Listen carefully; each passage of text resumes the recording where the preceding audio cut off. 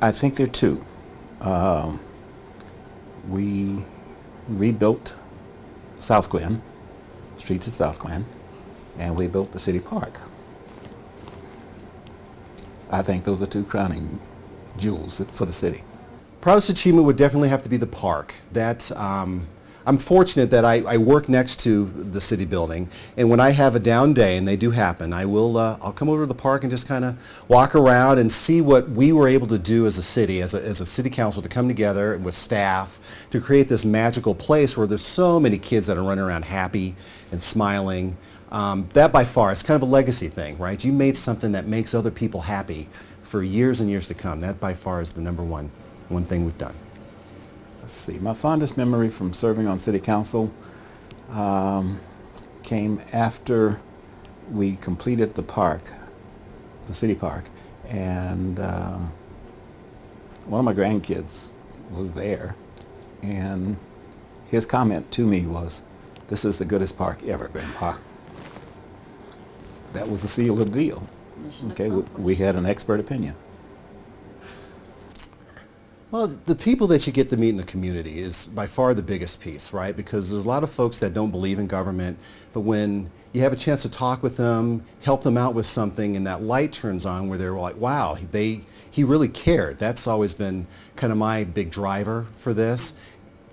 And just the sensation that I get when I help people, it just makes me feel good. But then to give people some confidence that we do know what we're doing, we care.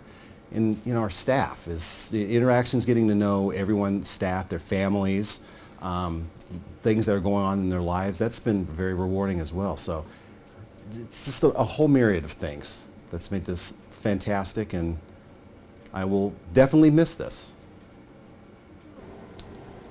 Words of advice for future council members. First thing is listen to the citizens. They seem to have a knack for knowing what they want, and with the citizen involvement in forming Centennial,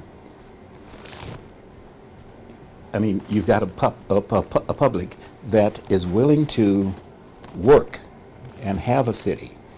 So you know that you have a public that's willing to work and keep a city. Listen to them. Try to be true to yourself. If you want to make a joke, as long as it's clean. But then at the same time, just communicate with your fellow council members about what you want to do and be open, honest, forthright about things. Just work together. Keep in mind, it's the people that we represent. That's the number one thing, not the individual sitting in those council member chairs. My hopes for the city of Centennial. I think I'd like to see the city stay pretty much on the same path toward innovation and growing. If I were to dream, I'd really like to see something like another IKEA come in, but I know that something along that path, and we have room for it, we have places for it, that it would fit in really nicely, and it would help this city tremendously. And then when we get our fiber in and get it working, we can go a long, long way toward doing everything we think we want to do.